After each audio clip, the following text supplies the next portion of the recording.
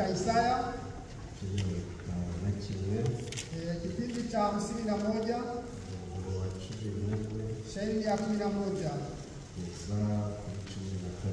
hadi 12. Tumejira dusome Abaheburayo. Tutaongeza kusoma kitabu cha Wahebrania Igice kimwe sura 1 umurongo wa 9. shairi ya 9. Tunasoreza kuri Zaburi. Tutakomeshia kwenye Zaburi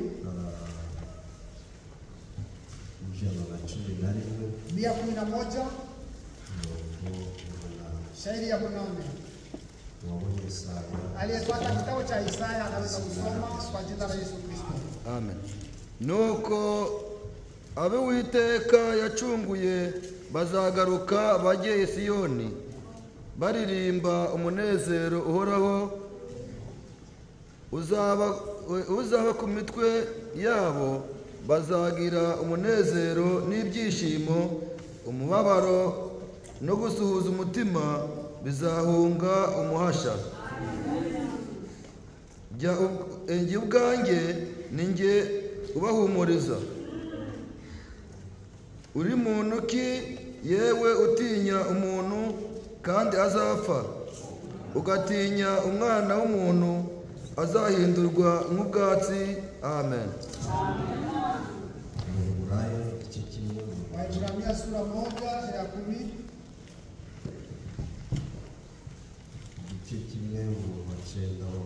Amen. Kuko wakunze gukiranuka ukanga ubugome, nicyo cyatumye Imana niyo Mana yawe igusiga amavuta yo kwishima, ikakurutisha bagenzi bawe. Amen.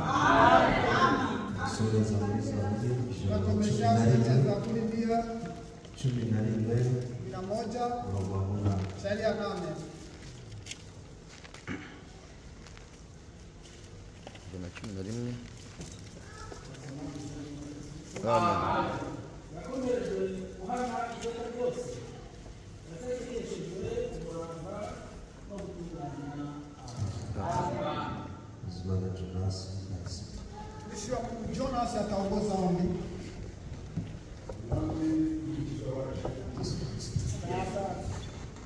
Nk'uko abana bakikiza ameza ya Misa bakayagota barindiriye ibirava mu mafi, niko natwe duhagaze dukikije ameza ya Databuja turindiye ibyo Uwiteka yaharaniye.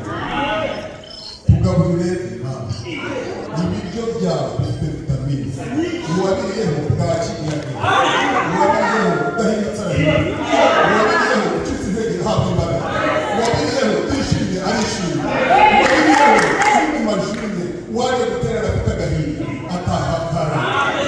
Abantu bahanga bagabura ubugari, bakagabura umuceri, bakagabura inyama, ariko nta muntu warya inyama ngo abyine, ariko wariye ijambo arabyina.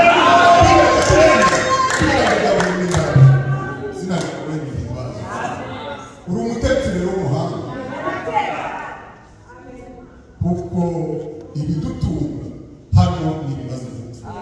Natwe ababirya ntiturama kuko biba byamaze gupfa, ariko waravuze ngo urya ijambo ryawe naho yaba yarapfuye azongera abeho. Turagutegereje mwana, kari n'umwuka we, kari n'umugaragu wawe, kari n'uw'amatera, kari n'umupasiteri, umuntu wese ugukeneye agutahane wawe. Ufite ibyaha bimushije umutima ukaba wibwira akumva rimwe cyane, duhamagaye amavuta y'Imana, duhamagaye amaraso y'Imana, kugira ngo ayo maraso yeze mushiki wawe, yeze bene dawe, kugira ngo byaje amasohore ngo muzababera nk'uko nanjye n'umuntu kandi n'umwuka wera ku gicaniro umugaragu wawe umufate. Amagambo amaze gusomwa yuzuye n'imigisha, agisomwa n'imigisha iryoshye. Si umugaragu wawe rero kugira ngo ayatubwire n'izina ryawe. Tubisabye Imana mu izina rya Yesu Kristo.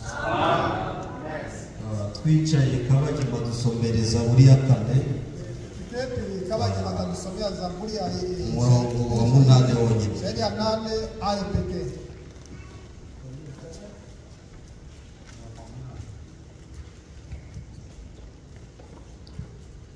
Turasoma zile tumomba Yesu Kristo. Amen. Ushire ibyishimo umutima wanjye biruta ibyo kuburumbuke ry'amasaka na vino. Amen. Imana ibagisha mu izina rya Yesu Kristo. Awabariki kwa jina la Yesu Kristo. Dushimiye Imana iduhaye aka kanya. Tunamshukuru Mungu ambaye ametupa muda huu. Reka dufatanye kwibwira ngo yakoze. Imana ni igitangaza. Mungu ni wa ajabu. Burya ibyo umuntu atekereza Imana irabihindura. Mungu mwanadamu vitu anafikiri Mungu Rero anabadilisha. iyo uhinduye ibyawe uravuga ngo Kama anabadilisha watu nasema Mungu asifiwe. dushimiye Imana iduhaye aka kanya. Namshukuru Mungu ambaye ametupa muda huu. Si bose bagahawe, Wote wamepata. hariho n'ababyifujije Kuna wengi walihitaji. bashyiramo n'agatege biranga, Weka na nguvu vikakataa. ariko weho Imana yabigushoboye. Reka tugire Imana ngo wakoze.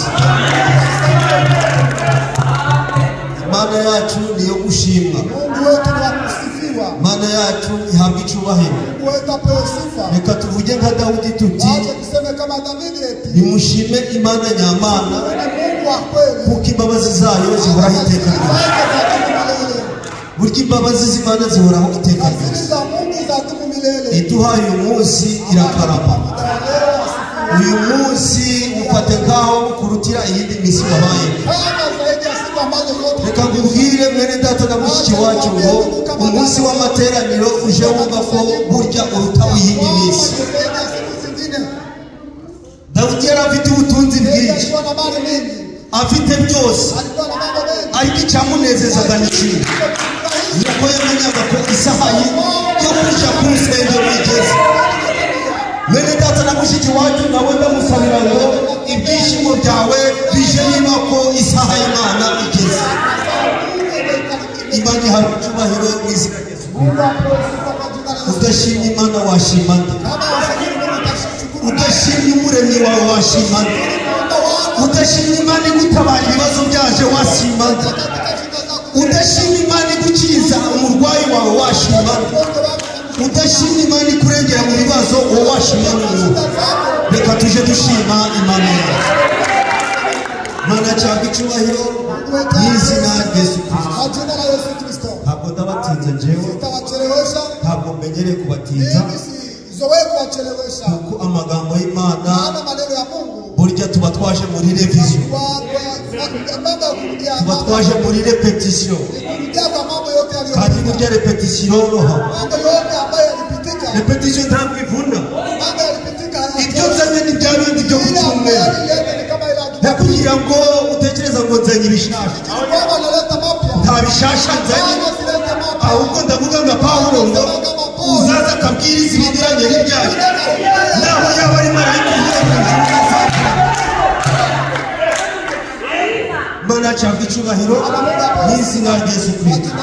Mu magambo makeya umwami wanjye yatumye ngo baganize ngo amahoro ya Satani.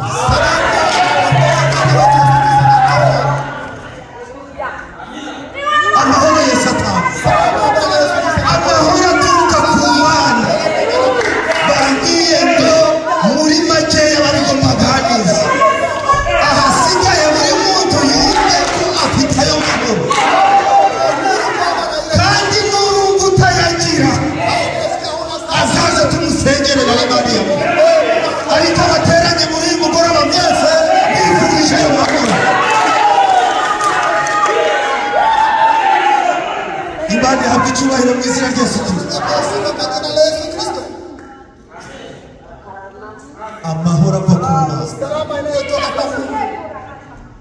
Hari abantu babona abantu benshi bafite amahoro bakagira ngo bose gave ku Mana. Ndabahakaniye, kandi umuntu ufite ayo mahoro iyo umubonye uramumenya.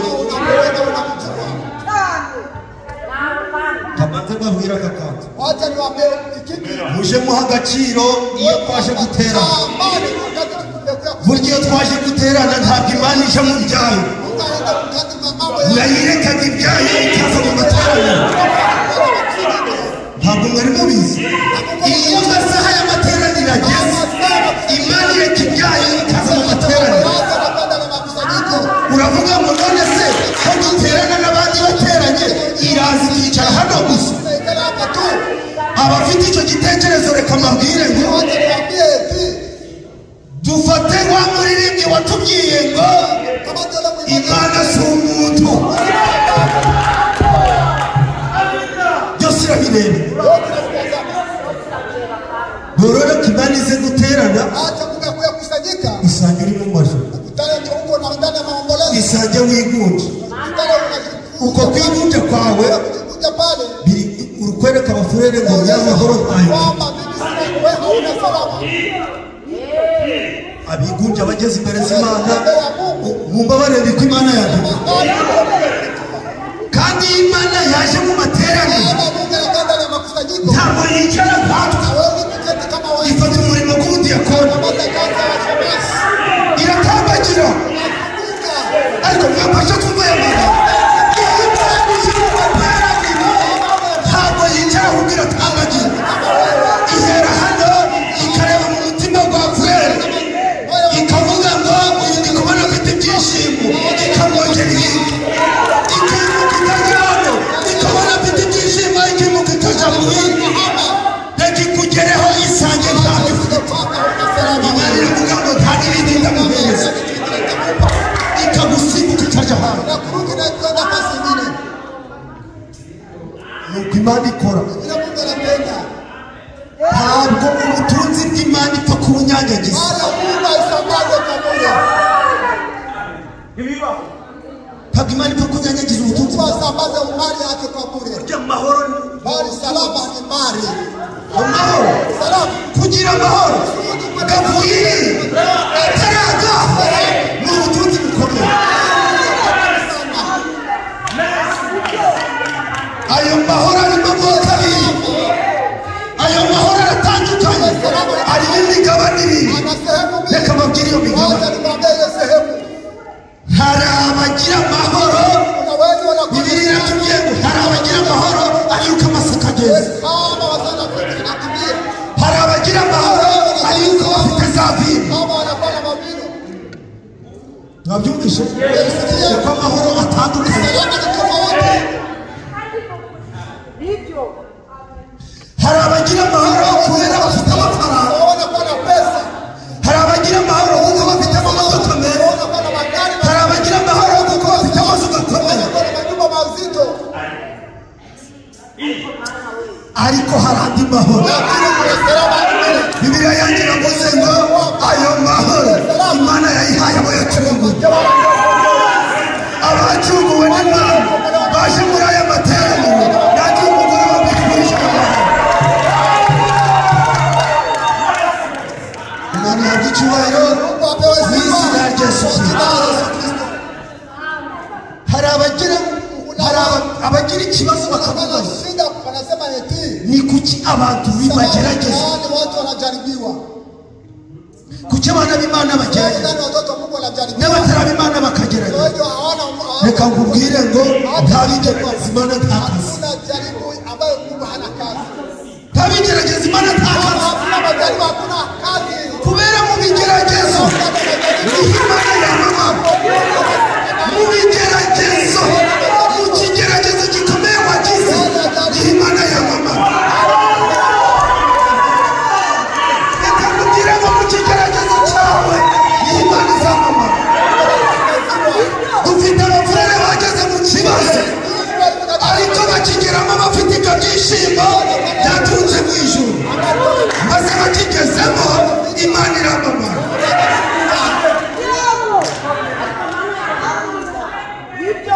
ntabwo ndabakereza kandi niyo nataha wagenda uravuga ngo hari amahoro ava ku Mana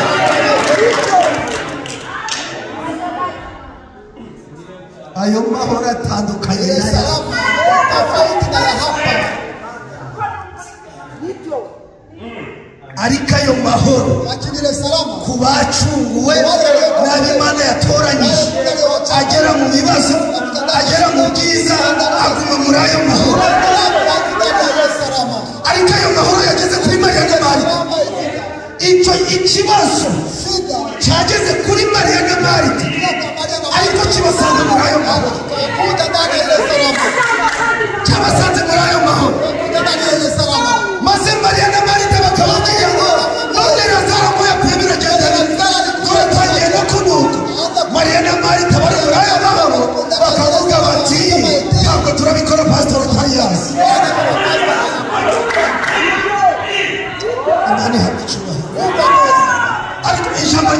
bari kuvuga kubonaga abafure n'abasera bishimye nuko babariye ntabwo baba baboye ntabwo bibaga bimeze ahubwo baba bari muri ayo mahoro.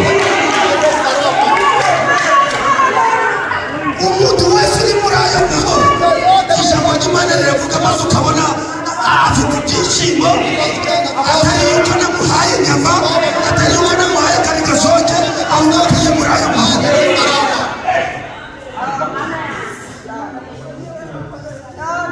Amahoro ava ku Mana. Salama inatoka kwa Mungu. Nifurije buri wese watera niyo waba uri mu kibazo hata uwe ndani ya shida utuye muri ayo mahoro aketi ndani ya ile salama byose bigenda neza. yote yanatembea vizuri. None uribajije ngo Sasa unajiuliza eti ki sababu ibigeragezo bihe majaribu iko, ibigeragezo bituma Imana yamamara majaribu inaacha Mungu anamtangaza pasi yote, ariko kugeze mu kabazo kabure lakini unafika katika shida kidogo waravukanye ingingo zawe zose zizaliwa na viungo vyako vyote zose. yote. Hari umuririmbyi wavuze ngo Mwimbaji alisema eti ndagushima Mana shukuru Mungu kuko utandemanye amahembe Mungu na mapembe yikugerekaho biriya bihembe by'inkwano. kuweka mapembe ya ng'ombe. Turagarukira hafi Tuwe tunarudilia karibu tumenye ko Imana ari inyembabazi. mwenye fadhili. wavukanye ingingo zawe zose hatabuzeho na rumwe. Yote vyako None agahinda n'ishyaka n'umubabaro ngo Mana yewe Mungu ndakugaye muri ubu buryo. unakuwa kabisa katika moyo. Harya kiriya kirema Sasa kile kiwete cyabereye ikirema mu nda ya nyina ambaye alikuwa kiwete ndani ya tumbo la mama abwira yake cyari cyarakoze ibyaha. alifanya dhambi gani? Nawe wibaze umuntu Na ujiulize nyina mubyara ari mama ikirema yake na mzaa kiwa icyo kiwete yakoze ni iki? alifanya nini? Ariko nacyo cyari gifite amahoro Naye alikuwa na salama, uko cyavutse cyari gifite naye amahoro. alikuwa na salama pia. Ariko amasaha ageze Lakini saa ilipotimia kiravuga kiti nasema eti hari aho ngomba gukirira, kuna mahali nitaponea, hari aho ngomba gukirira. mahali nitaponea. Kiravuga kiti Nasema eti ndaje kuri rwa rusengero. takwenda kwenye hekalu, Kibanza cyabaza amasaha bateranye, uliza saa ambao wanakusanyikia, ntabwo cyapfuye kwirukanka ngo kiti cy'agahuru, kulia kisudi ahubwo wasiwasi cyamanyije cyahamagara niba cyarahamagaye umufurere kikamubaza gahunda uko zigenda. utaratibu ya hapo. Kiravuga ngo umuzigo bagukira. Siku ya leo nitapona. Urabaza uti cyabigenjeje gute? Kaniuliza akilikuwa je, Cyamenye isaha y'amateraniro. jua saa makusanyiko. Kiravuga ngo amasaha nayabaririje ndayamenya, Kauliza nikajua. kandi namaze kumenya ko abapasitoro bari bateraniyeho batigirira kimwe n'abakristo, Tuwe pamoja na Wakristo. kandi namaze kumenya n'umuryango bigirira. Aya masaha uyu munsi ngomba gukira. Nitapona. Kirabyizera ko kigomba gukira. Akaamini kwamba atapona. Kwizera kwacu Kuamini kuko kwetu kwagikije. kunatupona. Maze Petero na Yohana Petro na Yohana baje mu materaniro, walipofika ndani ya meditasiyo yatangiye, benda kwakira abakozi basanga cyicaye mu muryango, kwenye mlango ntabwo cyagiye ahandi, kwenda mahali pengine. cyaregeye cyicara mu muryango kirabatangira. Bakibonye Walipomwona baravuga ati niki wakasema ni nini? ikirema kiti Wote tukasema eti muramba, utanipa, turaguha iki? nitakupa nini? Murampereza. Nipa. Ntabwo muraje muri aya materaniro munsiza, ahubwo murampereza. Uko kwizera kucukira. Chia kuamini kwa kiwete. Petero na Yohana Petro na Yohana nta mafaranga hawakuwa na so pesa. cyari kizi ko bafite amafaranga, ko Lakini ni kwa abapasitori bafite amafaranga. wapastori wako na pesa.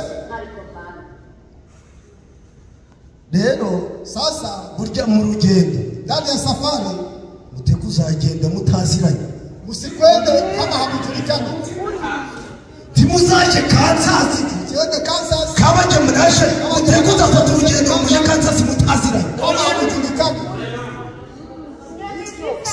kuko si muri bamwe, Simuko wawili. kuko ugira ngo njyewe mfite 500 garire zere hari icyo bitwaye nakabaje kugira ngo rero njyewe ntanu rusenzi ukajana mutiranye kubera ko nimugende mutaziranye haragera aho babahagarika bakeneye gukemura ikibazo cy'amadolari 20 usanga mwese muramangamana kugenda muziranye. Ariko Petero na Yohana bavuye muri biro baziranye,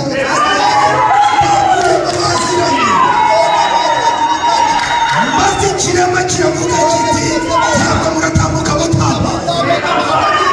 Waza Petero na Yohana kuko bari baziranye bavuga amagambo meza kari kuvuga ngo ifeza n'izahabu genda Yohana ntazo dufite. Niba ukeneye amafaranga genda mwene data ntabwo twazanye, bari baziranye mu rugendo ruje iwacu ku Mana isaba kugenda tuziranye, mubashe tugende tuziranye.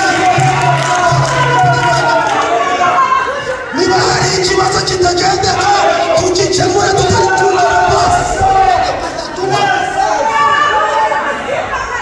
tutari twurira basi dukemura ikibazo kitagendeka.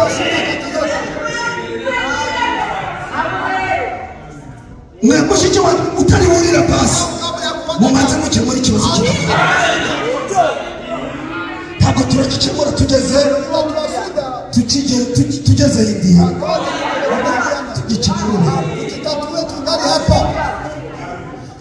maze Petero arakibwira ngo mbe wakirema twamaze kumenya ibyo ushaka, ukeneye amafaranga uje gukemura ibibazo byawe, ariko ifeza n'izahabu ntabyo dufite.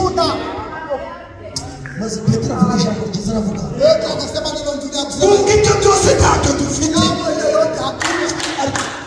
Petero yari afite bya byishimo bya Petero yari abirimo, urumva nawe ko ari ikigeragezo bakwiriye, ariko gisanga Petero na Yohana bari mu byishimo bya Petero.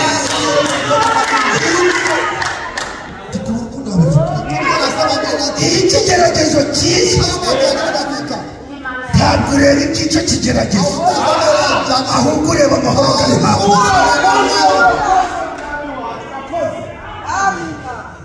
Ikigeragezo kije kuzareba ikigeragezo, iyo kigusanze muri ayo mahoro ureba ibiri hakurya.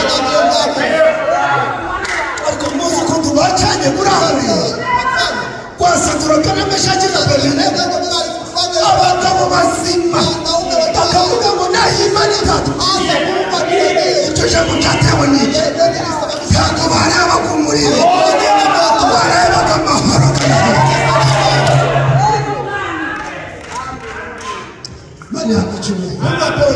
maze Petero na Yohana baravuga nubwo ifeza n'izahabu ntabyo, ariko hari ibyo umwami yatubikije, hari ibyo batubikije, ibyo batubikije nicyo tugiye kuguha maze uhaguruke ugende tureke tuje mu materaniro. maze Petero aravuga ati ifeza n'izahabu ntabyo dufite, ahubwo icyo dufite turakiguha mu izina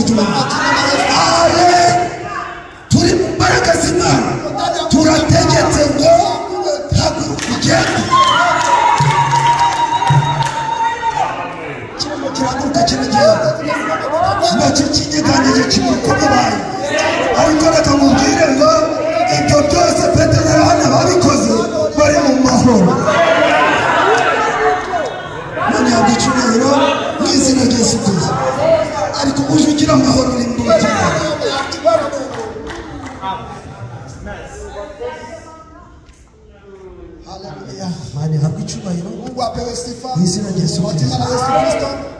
ku bigeragezo Ndani ya majaribu ibyawe ni akana yako ni katoto kadogo. ibyawe ni kure Yako ni kule sana. amabwira umwe hasigaye Acha niwaambie. ahasigaye Wewe nene urumva ko yahabaruye mu mahoro kwa alikuwa ile salama. azamfasha kuruke dushimiye Imana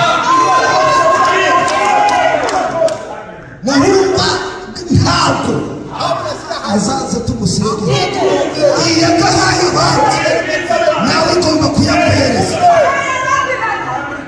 kababwira umwe wageze mu kibazo Mwambie muda ambaye nikataka shida. ariko kimusanga muri ayo mahoro mu mukozi Imana Aburahamu Mtumishi wa Mungu Ibrahimu. Aburahamu Ibrahimu yiyicariye aliketi abona Imana iraje akaona Mungu anakuja. ndi kwihuta ntabwo ndabije Kisha sita tembea ndani ya mambo yote. abona Imana iraje Mungu anakuja. ari kuko gahunda y'umushyitsi aje ni ukumwakira Aburahamu arirukanka akabona Sara bariyaranja Wote wakali. Imana irarya imaze guhaga Mungu alikula kisha maliza kushiba. ikora ibyo Aburahamu atayisabye Akatenda mambo ya Ibrahimu akiomba. Aburahamu yayisabye Ibrahimu akumwomba. Imana iravuga iti Mungu akasema eti ni abantu uru rugo rubuzemo iki ndani ya nyumba hii kuna kosa nini? abandi bati turi kubona Wengine wakasema eti nta mwana twabona kuna mtoto tuliona hapa. Imana iravuga iti rero Akasema eti Aburahamu Ibrahimu wewe n'umugore wawe Sara mke wako kindi gihe giki wakati kama huu muzaba mufite utakuwa na mtoto. irategetse Imana Huyu ni Mungu. Aburahamu Sara kuko ashaje Sara ni mkongwe. atari Imana kugira uyu Mungu kweli Imana nayiti Aburahamu uzi ko ibyo mvuze Sara biciye amazi Kama yeye anasema Sara amekata maji. Sara arahatsinze Sara amenizala. kandi burya ntangaga umuntu wangora mu bwenge ntabwo nshaka umuntu wo kumvuguruza ari uhere hano ubwo Sara ndamwishimira Mana ati Aburahamu ati uramenye uramenye ndakubaha mu ariko mu bagore nayo mu bagore ntawe uzanyubaha nka Sara umbabariye Sara wamureka Samahani, Sara naweza kumwacha. Sara aranyubaha muri byose Sara anatii katika mambo yote. ndamusabira imbabazi Akamwombea msamaha. Imana kuko ari umunyembabazi Na Mungu ni ati mwema. Imana ntabwo itinda ku makosa yawe Katika makosa yako. Imana iti ndamubabariye Anasema ninamsamehe. ari ubwo bibaragiye Pale pale Aburahamu ari muri ayo mahoro ndani ya ile arabyizera akaamini. atitaye ku myaka amaze Hakujali na miaka. atitaye ku myaka Sara amaze Aburahamu arabyizera Bali akaamini. igihe kigeze Wakati ipo timu, Aburahamu akaja aje mu isoko Ibrahimu anaenda ndani ya soko akaja ahantu batanditse na imyenda wenye y'abana wanafanya y'impinja ya watoto. akabaza akabanyamanuka no Anauliza kukagurisha kawanyemaje katika wageni. ari n'agakecuru ke Sara ari hamwe Pamoja na kidogo kake Sara. abajya bakamubwira ngo Wakawa wanamwambia yeye, hano ni amadolari ijana hapa ni dola 100. maze mama Neema yangu Mama Neema anapomsikia akanosha ategekaga aanza kunyota apeleka babona umusaza yasize ona ule mzee alikuwa kabisa. iwe siko nta n'umwuzukuru bayo Wewe hakuna tamu mtoto. kaba tuzi ko atabyaye Zalaka hata mtoto. ko abantu barwaye mu mutwe Zaka watu walikuwa ndani ya kichwa kweli. Sara akabyumva Aburahamu atabyumvise nawe akanze kuri Aburahamu ngo Ibrahimu eti bitwara uzi ko bari kutunegura najua kama anamsengenya. bavuze ngo iki Anasema nini? ngo twarasaze Sisi tuko watu mwenda nta wazimu. mwana dufite Hatuna mtoto. nta nubwo tuzabyara Tutazala hata Aburahamu akabwira Sara abo bihorere ntabwo bazi icyo Imana ihindura Imana yacu irahindura abo bihorere wale waache. reka twihute Wacha tuandikishe. nguwo Isaka aravutse Yule Isaka anazaliwa. baramureze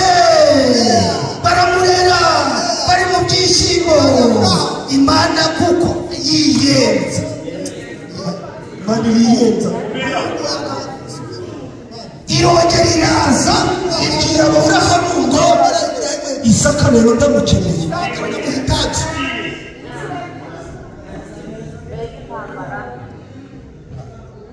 ngo nageragejwe icyo kigeragezo kiroho cy'akana kamwe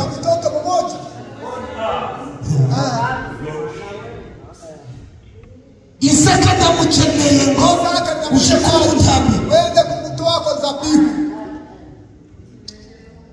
Aburahamu mu mutima Ibrahimu ndani ya moyo abwira Imana ngo akamwambia Mungu eti ninjire muri mesaje ya ndani ya ujumbe yaje gukira naho ikibazo cyaza nzaguma muri ayo mahoro naho ibibazo byaza nzatura mu mahoro aho natisha nzatura mu mahoro naho narwaza nzatura mu mahoro. Aburahamu abwira Imana ngo akamwambia Mungu mujane bebe kuba mumpaye ndamuguza mujane undi kamo wawe bebe ni wako mujane yararoba birakureba nakuona wewe. ari Aburahamu Ibrahimu afata Isaka akashika Isaka aramubwira ngo yikorere akamwambia bebe. Aburahamu akabikora Ibrahimu anabifanya ari muri ayo mahoro akiwa ndani ya ile ariko wabona ndi kubona yabikora lakini wa leo amarira agamuje chozi anaweza kumcha ari mu maju alikuwa ndani ya akavuga chozi ati iyi Imana koko ariko Aburahamu yari atuye mu mahoro anaketi ndani ya salama. nuwo Isaka aramushaka Na ule Isaka anambeba aramugendanye akaenda pamoja naye kandi agenda ari muri ayo mahoro ndani ya ile salama ikigeragezo ya gikomeye kujaribu ya nguvu cyo kumwaka ya kumunyang'anya mtoto aramujyana akamubeba. amugejejeyo Alipomfikisha huko ariko bataragerayo kabla hawajafika Isaka aramubaza Isaka amuuliza eti none ko tugiye mbona tunakwenda tukaba tujanye inkwi tunabeba kuni kandi tugiye gutanga pia tunaenda kutoa dhabihu. igitambo cyiza Sasa dhabihu iko wapi? maze Aburahamu ari muri ayo mahoro Akiwa ndani ya ile abwira Isaka ngo Ambia Isaka eti Imana Mungu irakishakira tafuta dhabihu. irakishakira Yeye tafuta dhabihu.